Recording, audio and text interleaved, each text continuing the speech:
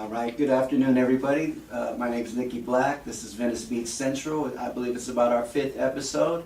And like I've mentioned in the past, the people that I'm starting with on this show are all my comrades, brothers and sisters from the Talking Stick. And I'm so honored today to have one of my very favorites who is just a phenomenal artist. And I'm so honored to have her here on the show tonight.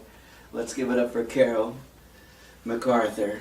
Hi, Nikki. How you Thanks doing? for having me. How you well. doing? I'm almost tongue-tied having you on here today. I'm serious. Really, because every time an artist, of your stature comes on this show, it really does help us further what we're trying to do, and gives me a chance to, both of us to reminisce about the Talking Stick and all that, right? And how much we miss it and all that, right?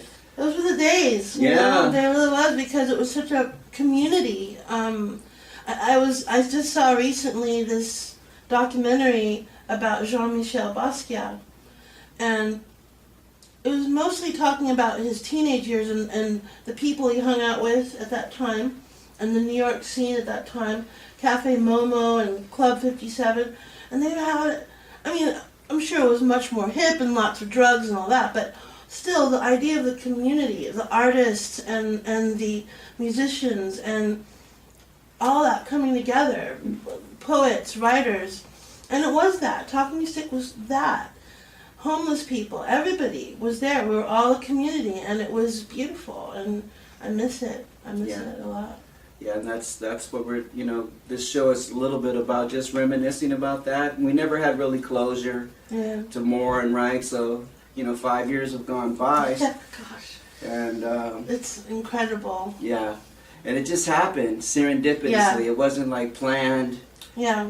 Rich and Sherry planted a seed, and it took sprout, and they created a platform for people like us to come on board, and we all played a part in that growth of it, right? Absolutely. And man, I can't tell you how happy I am you're here. Because I'm glad to be here. Your music is so deep and has so much depth to it that, it's just, I miss it. I didn't realize how much I miss it till I heard you singing there. And who are your influences? Oh my gosh. I started listening when I was always a precocious child, and musically, when I was 5 or 6, my favorite album was this album called Great Performances, which had Rachmaninoff, Billie Holiday, Cab Calloway, and Spike Jones. So just this, completely eclectic people that just really all inspired me and thrilled me. And Ella Fitzgerald and Nina Simone and Elton John and Peter Gabriel and just... I hear all that. Bach. Yeah. I just love music. I love all kinds of music, and I love deep stuff. I love stuff that moves you and makes you think and makes you feel, most of all. That's what it's all about for me. Really, absolutely. Really, that's what it's all about. Were you already playing at that time, or this was before you were a musician? Well, I was playing. I started playing piano by ear when I was about 4. I started playing guitar at 7, just accompanying myself, and started playing seriously, thinking I was going to be a singer-songwriter when I was about 13, 14. Okay. So when your words, they have so much, I believe you got to write from experience, right? To move people, because we can't write generic songs. That's not going to move anybody. Yeah. But when we write a song where we're brave enough to tell our own story, it makes folks feel like they're not alone. Absolutely. And where do you get your inspiration for these words? Life, just living life. That's it. That's, just how I feel. Just like how good it feels. Right. That first line.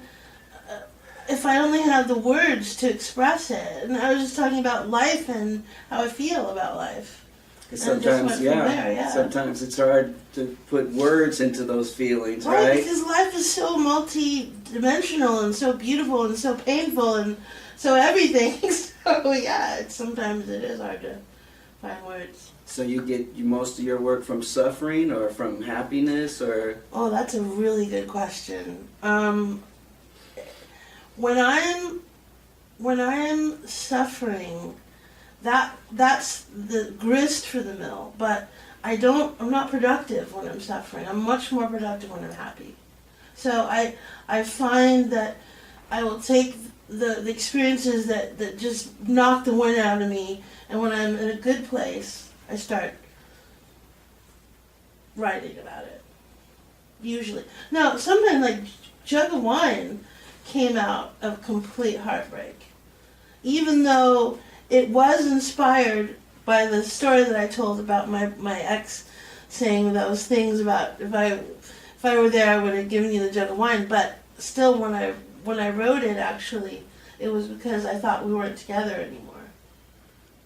So yeah, we all have different ways of writing. For me, it's suffering. I can't write when I'm happy, and I've been happy for so long that I couldn't write. But recently, yeah, as Eric was mentioning, I did have a breakup, so I came up with one of my best songs, and Eric helped me do it. Yeah. It's on the website, VeniceBeatCentral.com. It's the theme song right now. But then I did hear it. Yeah, it's good. Yeah, I do speak of the good times, though. I'm not a type of person that whines in a song because that's not helping anybody, right? That's so true. I mean, that's the thing. See, that's when you're feeling so much pain. I kind of feel because certainly when I'm feeling pain, I play because it's therapeutic. But you feel like wah wah wah. You don't want to bring that. Yeah.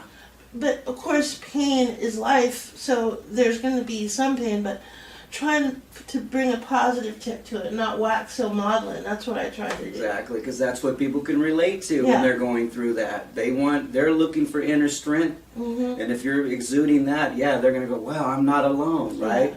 And sometimes we say things we don't mean, or we say the opposite, like, it ain't really no big thing. But the way you say it, right, is like, it really is a big thing. Sure. So it's not, for me, it's not what you say, it's how you say it. Mm-hmm.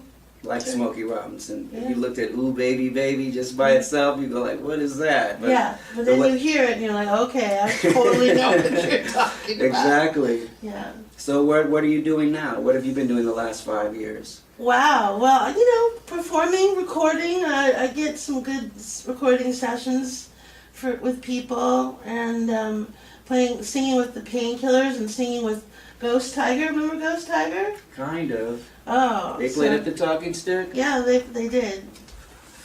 Who's in that band? You don't know them because we just started when it was sort of winding down. Yeah. But we performed we had a residency at Hotel Cafe. We awesome. At CIA. Wow. Yeah, all over. And but the guy, the creative force behind that band, Ben Edlund, right, who's a brilliant soul, humble, brilliant soul. He created the Tick. So he created the cartoon when he was 18 and had it produced on TV and all. And then there was a live action version, and then now there's a new version. So he's working on that. Right. So the music's taking a little bit of a back seat. But he swears that we have 30 songs written. That's amazing. So hopefully it will come back, because it's amazing music. I love it. I love him. I love everyone in the band. So I'm doing that.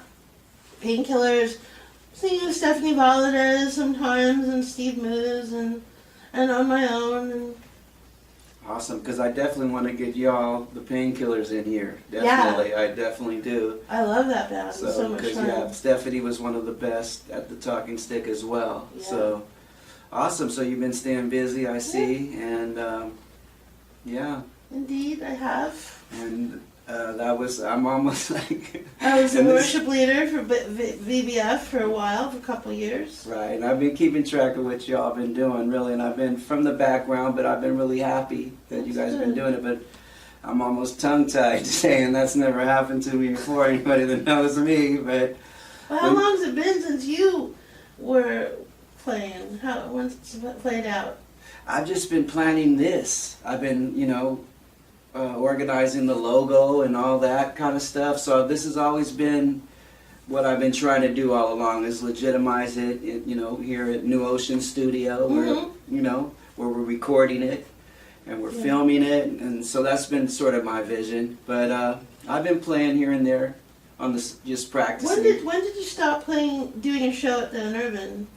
About 2.5 years ago. Was that long? Gosh. Yeah, I just realized it had run its course. Yeah. I couldn't promote anymore. That was the end of my promotion days, basically. I didn't want to get people out anymore. Yeah. So we're taking it to you now. So that's what we're doing on that level. But your music, I was in the back there, and I got to admit, you really moved me to tears back there. I was up backstage bawling, really, That's the greatest compliment. I just never had a chance to cry over the talking stick, and I needed that. Thank you so much for that, for sure. Because, and then when you were asking me earlier, can I do a cover song, and I'm like, whenever you do any song, you make it yours. So that Willie Nelson song was so beautiful, really. Which one?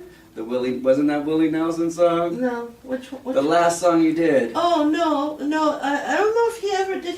He record What was it? the name of it? I Can't Help Falling in Love with You. Did he record that? I don't know. Yeah, he did. I think he wrote it. Did he write that? Yeah. No, he didn't. He didn't write that. That tune was written by a French person. It's actually a French song, but I think that and I can't remember who, and that's bad, but who recorded it, whose definitive version is Elvis's, I think.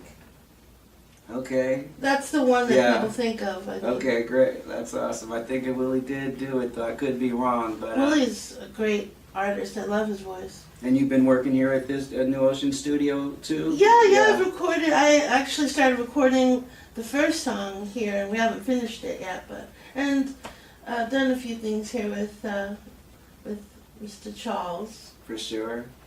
I like working with Mr. Charles. He's consummate professional. Awesome studio here, New Ocean Studio. The song that you did, the request I asked for, right? How Good It Feels. How Good It Feels. Because that was the song I would always be at the talk and say, hey, do that song I like. That song I called it, right? That song I like. Man, that's an awesome song. Thank you. It really is. Thank you. You have so much feeling in your songs, and I came in the talking stick with Venice Mosaic, so I was really into poetry, right? Yeah. But little by little, I just fell in love with singer-songwriters because I realized that you guys are poets that sing. Absolutely. And you definitely are that. So see what I mean? These type of artists are misunderstood a lot of times, and that's true. So I just don't judge them by that. Oh, no. Yeah. I go, their art. Absolutely. I'm right there with you, because it's so, you have to keep the man and the art separate, the woman and the art separate. Because there are tons of people that weren't the best people that are just amazing artists. So like Wagner, Wagner and Hemingway, and Hemingway beat his wife apparently, and just was a drunk and a obnoxious guy for sure. It didn't age well, but so any of us on any given day can be construed, and I've been accused of it, and you know that, right? Hey, we blocked horns once or twice. Hey, but we worked it out, didn't we? Yeah, and we had people that helped that along too, right? Yeah, absolutely. Yeah. So I mean, you are a diva of yourself at times, but at least you deserve. But you're great though. You are great, so I don't mind if you're great. If you can bring it, girl, you know what I mean. And I truly don't. See, that's the thing. I've heard that about me, that I'm a diva, and I truly do not mean to be. Yeah. I really don't. Like I said, catch us. We're true artists, right? Like at the talking stick, but people didn't realize I was there by myself. Yeah.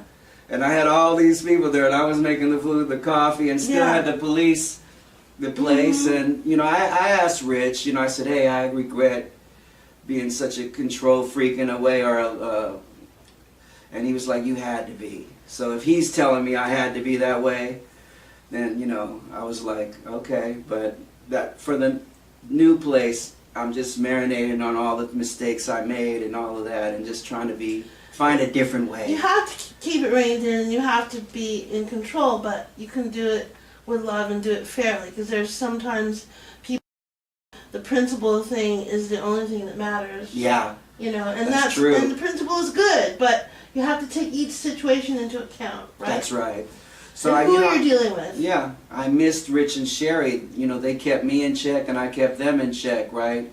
I remember one time at the open mic, two guys were fighting, right? Oh, God. And I called... That was horrible. I called Sherry, get down here, and she came down there and she worked it out like that, right? So yeah, so that was the whole when they left. That was when somebody hit somebody in line, right? Yeah, something like that. Ellen, yeah. These guys, these open mic, you know, stars or whatever.